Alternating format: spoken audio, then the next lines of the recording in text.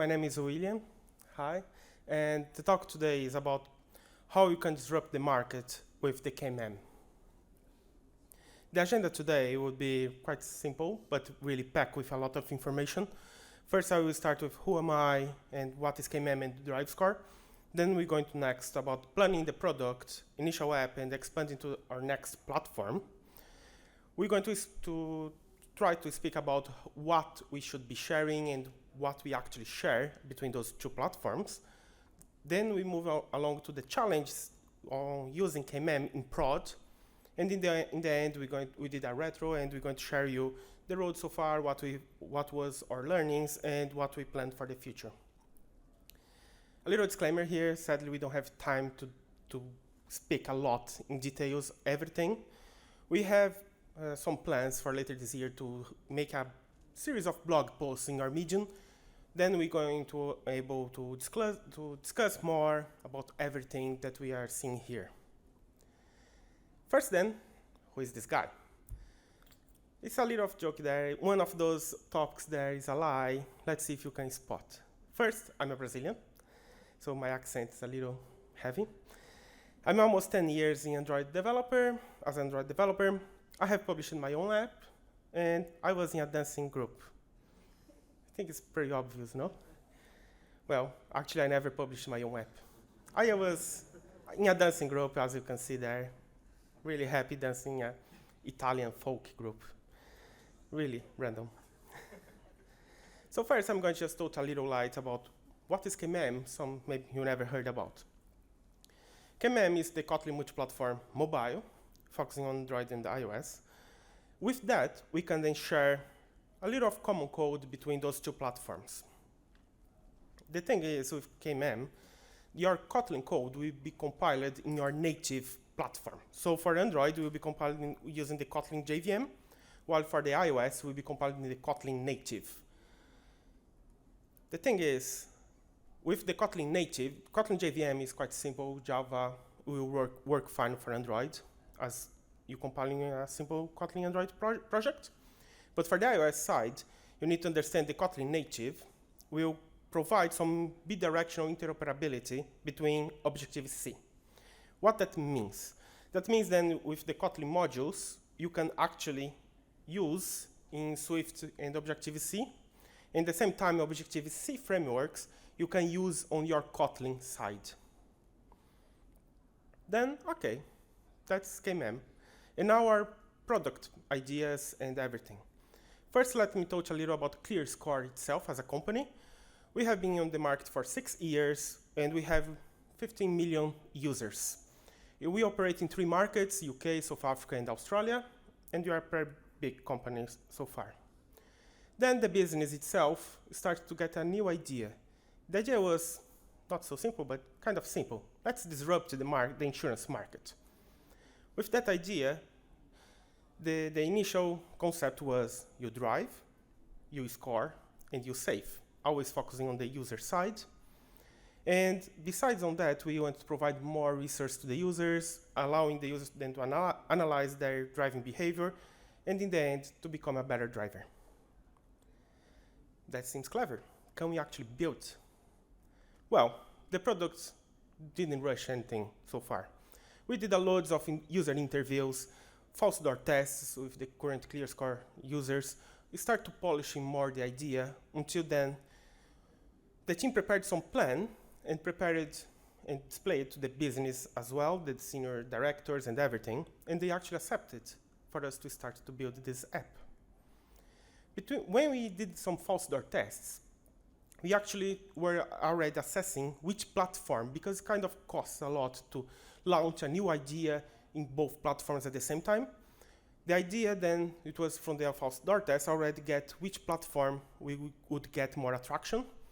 The thing is, false door test shows either platform would perform very well.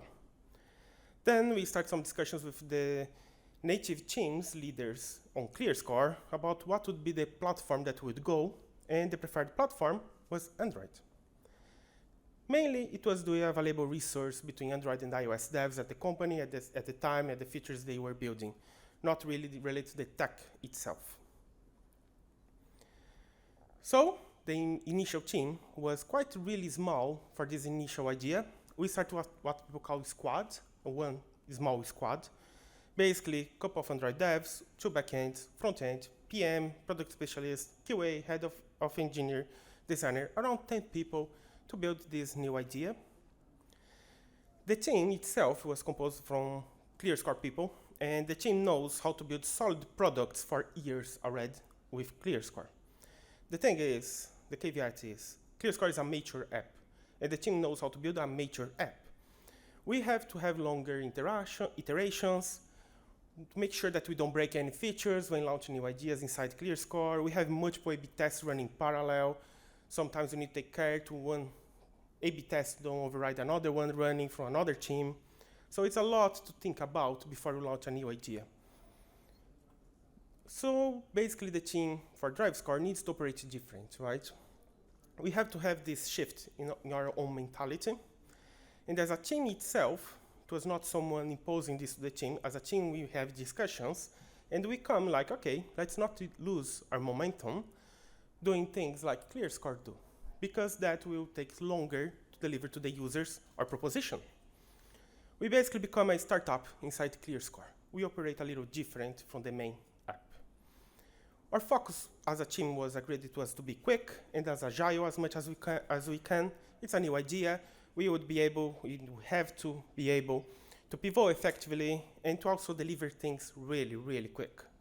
And also to gather early insights, to make the right decisions and on the way remove or refactor or change the wrong ones that we did along.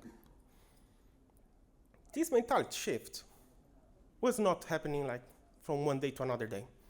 We had loads of discussions with the teams and everything that we have to change the ways that was at ClearScore for years. We're going to operate this way. The team itself become with ways of work, which the team agreed, and we have the ownership on how we want to operate. That makes the whole difference where it's not someone imposing, but you as a team agreeing and going forward. And after a few weeks, we start to know each other because we came from various teams within ClearScore. And then we start to get what is the strong things between each team members. Then we could actually perform well and try to get the peak performing team really quick in a new team. So basically, everything starts a little green. We start then with the Android project when the team starts to perform well. So the Android team, it was familiar with the tech from ClearScore and personal experience, a few of those as well. And we went with a very solid tech stack for Android, well known, because we want to reduce the barriers for us to, instead of learn something, we already jump and deliver quickly. So basically MVM, full Kotlin code base, coroutines and flow, retrofit for the network, really solid and we understand very well. Dagger with Hilt for DI as well. Then the beginning of the project, we create the initial project, initial modules, CI pipelines, certificates, and everything. While we are doing this, the designs were getting ready for us to start work, so we parallelize as much as we can. And when we finish all the initial setup, the designs were ready. We started then with some modularization. Our way of modularize our app, and this we borrow from the main ClearScore app, we didn't want to come up with something totally new or different. Basically, each feature have their own module, and we work with sub-modules. One sub-module called API, which then only holds the domain and repository reference, and another sub-module called feature, which holds the view and view model, basically how you draw something, how you visualize something. The API module, we try to don't have much dependence on the Android framework already. So basically, we would only rely on retrofit, that it's actually our network module, and a few other things, but not in the Android framework. We already have this on our mind. And this allows us to share modules between other modules. For example, the account API, which is responsible for the user account models, how to retrieve a user, can be reused on dashboard feature, that's the view, and also from report API. They don't care about how to display a user. They only care about retrieve that user. So this approach allows us to get in that dependence weird way where you may sometimes get in SQL dependence, but you can solve that very easily as well. But this allows us to go quicker, faster, and reduce some duplication in the code. Then, just a few months after, we just have the app built. That was amazing speed from the idea, from the initial designs, to have something ready and in the hands of users, just in a few months. But we have to cut some corners. The concerning that we have, it was automate tests. This was not imposed by product or anything. As a team, we agreed to actually remove automate tests from the beginning. The main reason, it was not just speed, but also requirements changing every week. It's a new idea. We don't know what's going to happen next week. We build a screen today, next week we are destroying that screen and doing something else. So automate tests would hinder a little more the delay and delay a little more to get in hands of the users to actually get initial insights. As a team, we agreed with this, but also we told product and told everyone in the team, we need to have a good regression test before every single release. We need to have some guarantee of quality as well. So that was our caveat, and everyone agrees, even products, directors, and everyone. So this was make the whole difference for us to go at that speed. Then we released Android Beta. We gathered and acquired thousands of users really quick and start to get loads of new events, analytics, and everything, and new ideas to the product. And we kind of see like, okay, this have future. So let's try to plan for our next platform, iOS. Then we just start to speak with business, and business agreed to start iOS. But then they came up with ASAP. So our first approach, okay, how we're going to plan to actually deliver this iOS really quick as well. The estimation that we had to have feature parity and everything would be 3 to 4 months and 2 to 3 iOS devs working. This is speaking about native iOS doing everything from scratch. So that was the estimation. And with that plan, we also speculate some approach with multi-platform framework, trying to speed up. Also, we still have some iOS resource not being available at the time. So when we are evaluating, we check about Flutter and think about React Native and other frameworks that we have to consider. All of those would introduce a new learning language for the team, new multi-platform framework that will require potentially rewriting Android as well. And yeah, the whole team would have to pick up this new tech anyway. Then we just realized KMM have evolved a lot in the past months when we were there, but it's an early tech, have their own risks. So basically, the team wants to spend a week to understand more and investigate, can we actually use, because that would be the dream. We have Android code base, Kotlin already, and everything. So we did kind of like a spike. So the spike was done by one dev, took just 4 days, but we want to cover on this spike the main points where would be really critical and really things that could go wrong and say no for KMM. Basically, we want to make sure that we still have security with our network layer, so network with certificate pinning should be working. We have to have access to storage between KMM, authenticate to a real user, have some encryption as well, that's really important, and how would be the integration and the development experience between Android Studio and Xcode. That was important for us as well to understand. Would look rubbish for iOS, would be really painful for them, or they can manage and we can manage in the Android ecosystem to work together. After those 4 days with the spike, we come up with some plan for the business. It was a simple 3-step plan. People understand better when just 3 topics. So the preparation was one Android dev would just spend 2 days, around 2 days, preparing the code base, become a monorepo, change current CI pipelines and everything to not break Android, at least. The next step would be a bootstrap step, where we have one Android and one iOS dev just starting the project for the iOS and migrating the initial modules that we would require to actually have like a blank screen on the iOS, at least, but a logged in user and the minimum that we would require to progress later on in each feature module. And the last step would be this iteration between the feature modules. Every single feature modules we would iterate for 2 to 3 months as well. But from the resource side, we only require one iOS dev to build in the views, while the 2 Android devs would be migrating the existing Android modules to the shared module. We assess this approach, but we also highlight other benefits, not just the timing or anything else. The other benefits this new tech would bring to the company itself. First, would make the iOS app go to the market really quick with less iOS resource, which was kind of an issue for us in the beginning. We would have a unified implementation. One thing that having 2 apps in 2 different platforms, sometimes you have bugs in one platform, sometimes in another one, takes longer to release in one than the another. This would kind of like help us with that. We would aim for long-term resource fungibility. We would become native team, not just Android or iOS devs. We would become more T-shaped developers, which the ClearScore company, they incentivize us to become more T-shaped. And, well, the morale of the team would increase. It's a new tech. Who don't want to work in a new tech in a big company? And the business got really excited with all of this that we present to them, and they just gave the green light, go for it. So then we come, okay, now we need to actually do it. What are we going to share? We know that we can share things, but where we draw that line? Everything is still new out there. You find people sharing just the business logic, up to use cases, or just network, every different layers. Then we become, okay, let's discuss between ourselves what we want to share. But we have some point where we cannot change this. We have to reuse Android code.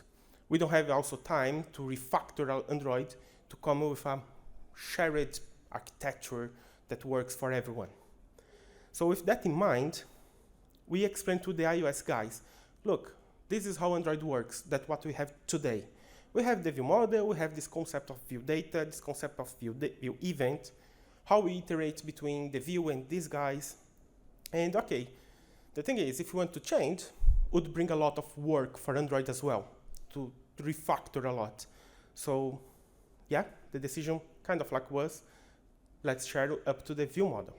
That would share loads of our code, loads of our logic as well, and yeah. To make this possible then, iOS agreed as a team. We showed to them how we would interact between those iOS and the shared code, and Android with the shared code as well. So we start to make this become possible. The first thing that we set up was dependency injection. We felt that this is what we need to progress quickly, so we just can ask dependency injection for something and it will be available for us. We set up Coin, because Coin it was ready for KMM already. But then we need to bridge. We don't want to refactor the whole Android with Dagger and Hilt. We found a way to bridge this and make the transition by iterations. I'm going to show later how we managed to work both together. And also how we're going to consume third-party libraries. We have third-party libraries only for Android and only for iOS. We don't want to put everything in the shared module from third-party libraries. We want to draw the line where shared module is OR, not third-party. We come with some way as well called adapters. And the way that we did, I'm going to show later as well, but basically each platform implements their own implementation of the adapter and give back to the shared module, which then the shared module make available back again to the apps. Then, okay, I think we are set to go. So we now find the issues. When we really start to delve into making shared code, we start to get loads of problems and challenges. This is just the main ones. And again, I'm just going to touch superficially, but we're going to have that blog post where we can discuss more. Basically, we have the first one is just an approach, umbrella modules. We have other approaches by JetBrains as well. How are you going to make iOS work with the shared modules? We will optimize by the umbrella. How we configure our API keys as well. How we interrupt the Coin Dagger. How we convert the first module, where we face loads of issues in the first module, and then the learnings transfer to the next ones.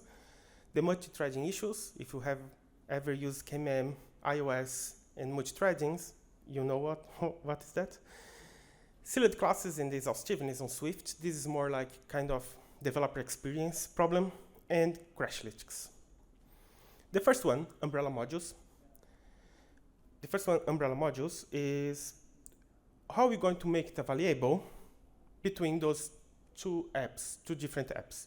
Basically, we create an all common, pure Kotlin module, all common, where we share all the shared modules as an API from that module. So basically then what happens is even Android only depends in one shared module, is this all common. This simplifies a lot, and all common have another purpose on the dependency injection. This will be the glue where we'll hold all the dependency injection for the shard code and make available for either platform as well. And we have the iOS framework module, which is specifically for the iOS, as the name suggests, and we also contains the task pack for Xcode, which then will be available for the Xcode build phase to call it, build the KMM code, and let it be available for the iOS to consume. So here is how we manage that iOS framework, because the all common is just like a simple Gradle Kotlin module.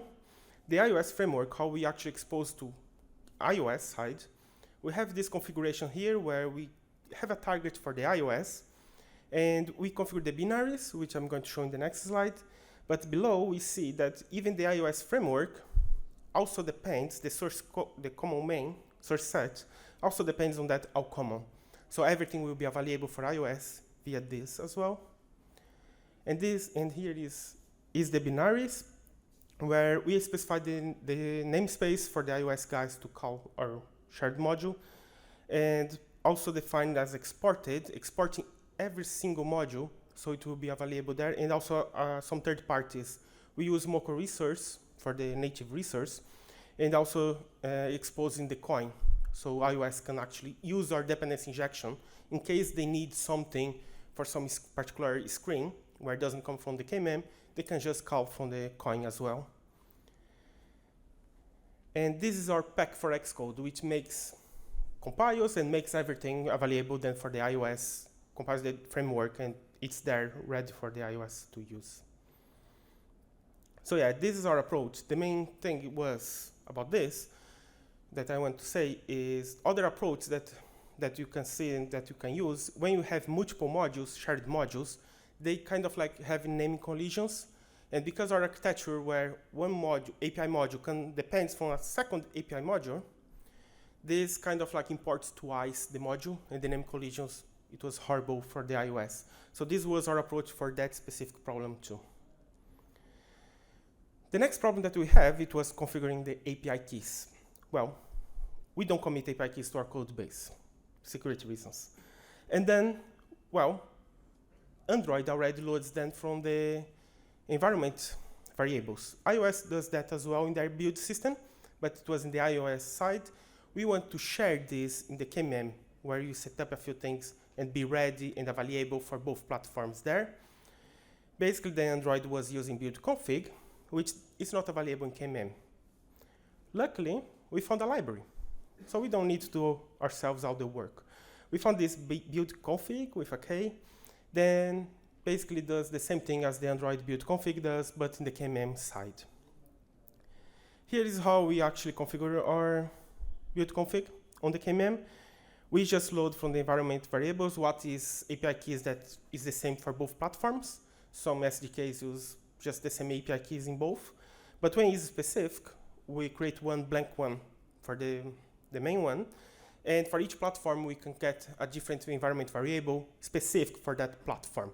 And when it's building for Android, we'll get the proper key, or for the iOS, the proper key. One thing to mention is that get environment variable. That's not something from Gradle or whatever. It's our own extension. We create an extension there. And basically what we do is we try to get from the environment system, environment variables. If it's not there, we look into the local.properties file. If it's there, so it's just easier for the devs, not having to add a lot of things. Just put in the local file, done, really quick and simple. The next challenge that we have, it was how we're going to interop between Coin and Dagger. This looks like a little weird, but basically what we do is make Dagger create Coin and make it available as a singleton inside Dagger itself. What we do here, then each platform, this allows us for each platform to provide their own implementation of whatever they need. And Dagger, simple, what's going to do is, coin, give me this implementation. Done. We don't need to refactor where it was using Dagger, and everyone is happy. And as I mentioned before, the all-common is the glue, doing everything with the coin dependency injection. So here we have, like in the all-common, in the all-common common source set, we have this init coin, where it's going to initialize what is common for dependency injection. A few core modules, a few platform specific is there as an expected value. That allows us then to each platform provide their own implementation. And on the right side, you can see the common source set, what we break down in 2 steps to initialize coin. First one is the core, and then the third, SDK adapters and the feature modules. We found a problem with coin where you need to provide in the right order.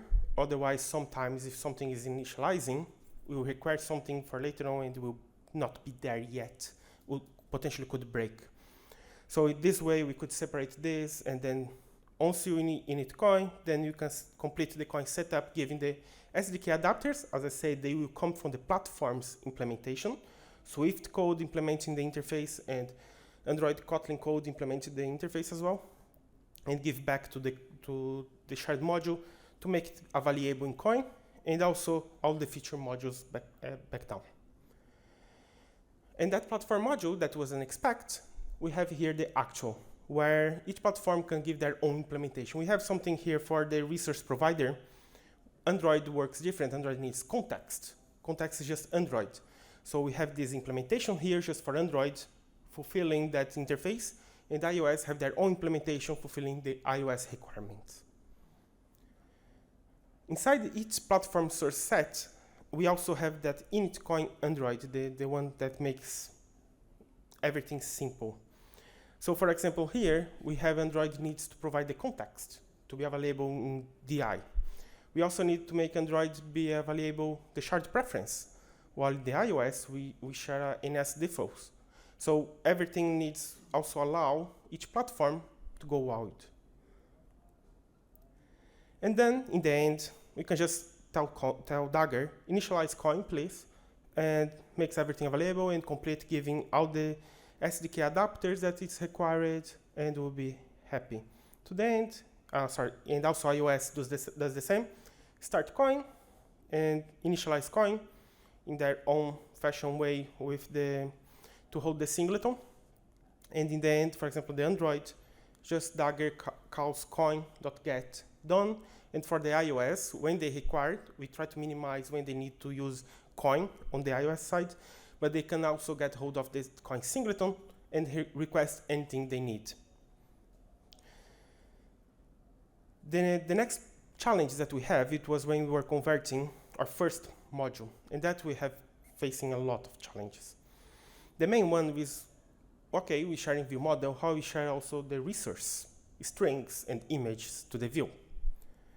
Basically, then we are using Moco resource. It's a library that helps us to share strings and images. The setup is easy, very straightforward, following their GitHub. But we have some particularity on our side. If you read Moco resource, they're going to say, okay, you share the string desk, and each platform solves that back to a string. But we have one step down in the shared module. We have that resource provider I mentioned. Well, basically, it's exposed a lot of helper extensions for us, which, for example, the Android implementation would solve it with using the context, while the iOS would solve with the localized. Basically, our view data models expose string straight away. String converts to string in Android and iOS. And that makes our view model, when it's required, just get the strings dot the reference dot our extensions as a string or as a string with the params. We also have extensions for plurals and everything. Everything is still in the view model. You don't need to duplicate it across both platforms. But we have a problem with sharing images. Well, images was fine. Just a couple of issues in iOS where suddenly the images stopped working. we just clean build works. So clean build fixes everything. So, but yeah, that was images, PNG. It works fine, but we also use SVGs in Android, and the iOS guys use PDFs. How we can share that? The library doesn't allow us to share. Basically come up with a simple solution. We don't want to make anything fancy at this point in time. We need to go quickly. We basically create an enum like that. I can icon and say, okay, this would be an email icon. This would be the logout icon. And each platform solves that enum to the proper SVG in Android or the proper PDF on the iOS. It's not fancy, it's not anything, but solves our problem. And kind of like works okay-ish and allows us to go quickly. We want to revisit these and try other options. If you have other options, please come to us and help us as well. So basically was that about the resource. But our view models expose flows. And flows are not so nice to consume from the iOS side. We have a few issues. And we expose two flows, one state flow for the view data and one shared flow for the view event. View event works a little different from view data. To help us and to help iOS devs to consume this, we kind of like hide on the KMM shared code behind a helper function how the iOS will consume this flow. We don't want to make them painful for them to consume. We want to bring them to our side to use KMM. So basically we have these two extension, kind of like extension functions where, well, then the iOS just call it, just gives a function, because a function is a function, works fine with Kotlin Multiplatform, and then just works. Then they can consume every single each of the items that come through that flow. Pretty simple, pretty efficient, and then just works for the iOS guys as well. Then the biggest issue, multi-threading. When we moved code from Android to KMM, it was fine. We run in Android, everything was happy, JVM memory management was happy, everything was okay. After a few days we moved, okay, the iOS guys pick up that feature, we're going to create the view, and everywhere was crash. Basically, what was happening is we were accessing a variable created from one thread in another thread, and Kotlin native memory management was not happy. We could manage to fix a few of those problems, trying to just, okay, we're not going to switch threads here, we're going to call and refactor a little of code there. But sometimes it's too much effort to refactor your whole logic, your whole thing to just fulfill and try to make it work. We didn't felt that this is properly what we should be doing at the time. We used then this library, Atomic FEU, to handle atomic operations, just like a shortcut to make it simple. We avoided then refactor a lot of code from Android as well to make the change in the threading model. And for the Kotlin native, it's kind of hard for an iOS dev to try to understand what was happening around the threads. And for new joiners, it's also even harder to start in KMM, starting a few things different, and also understand the multi-threading model. So this was like our, okay, compromise, but seems okay. And it so far has been working wonders. One thing here is, I know the JetBrains is due to release a new memory, they already released, it's just the testing for the new memory management for Kotlin native, which we maybe can remove even this library, but we haven't tested that yet. And also is in tech preview. We want to test, but now we have production users, so we want to be a little more cautious about that. The next challenge that we had, it was about sealed class and exhaustiveness on Swift. Basically, it's not, we have that sealed class, and it's not really nice then for the iOS to consume in the end. Basically, Android is fine, is happy, really straightforward. You have the dots along everything. But when we reach iOS, that sealed class basically merges all the names together. And the iOS guys trying to understand, they don't have the concept of imports and everything like in packages. It's really hard for them to understand this. We know that have a new library around the way where could help us with this. We didn't test that yet. But yeah, something that we want to check. And also exhaustiveness. That way it was not exhaustive, so basically we had to add the default. We want the app to crash if we forgot something early on. As we have the regression tests really good, we want to get that early on if we forgot to manage one of the flows. Then we have the crash leaks, where, well, crashes coming from the KMM was not really good at all. It was a lot of underscore hidden. That doesn't help us at all. We helped find this library crash K iOS. It works. We could even fix a couple of iOS production bugs with that. But we still have issues with coroutines. If the crash happens on coroutines, we still don't have anything useful at all. It doesn't point to any part of our code. We're still looking for solutions.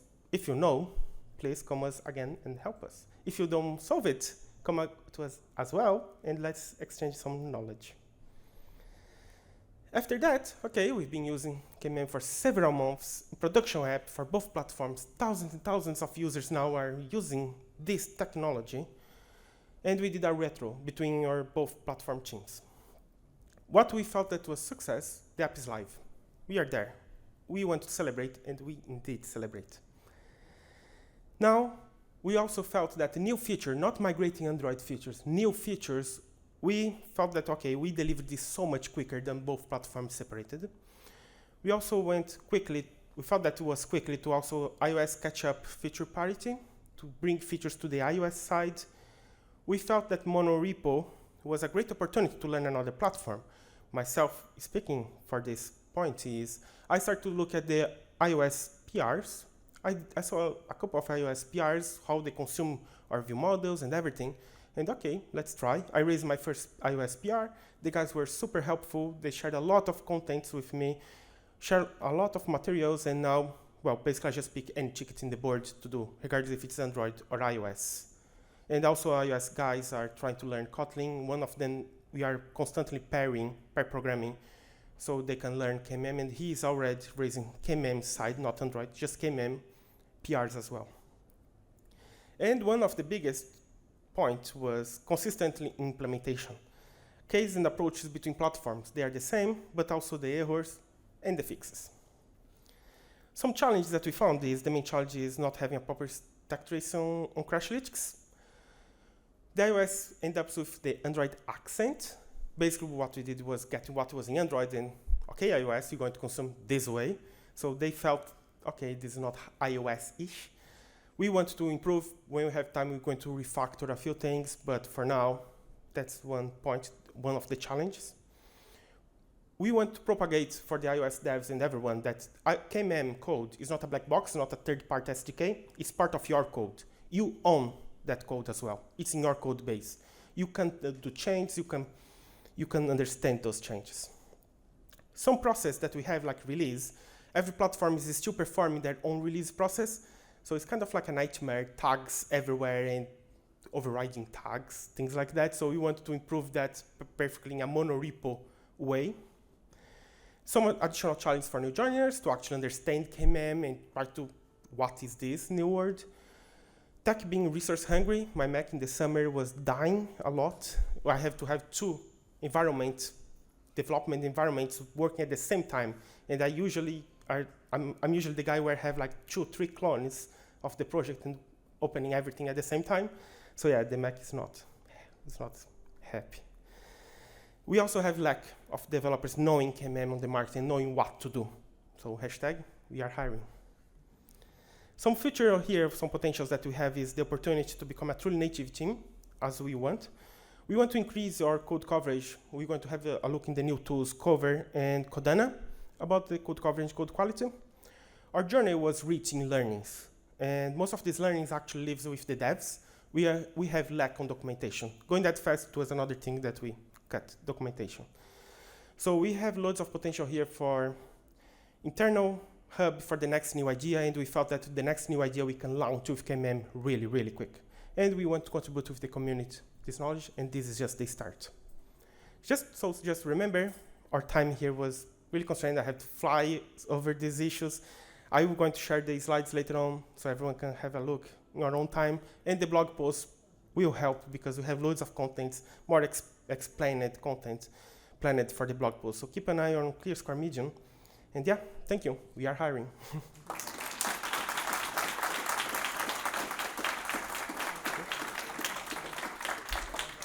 Yeah, just want to say we have a stand here as well. Is the guy where I have like a racing suite, DriveScore, Score Racing. So if you want to just go there, we have You can schedule one-on-ones with us devs, so we can just chat about anything, really. We don't have any structure.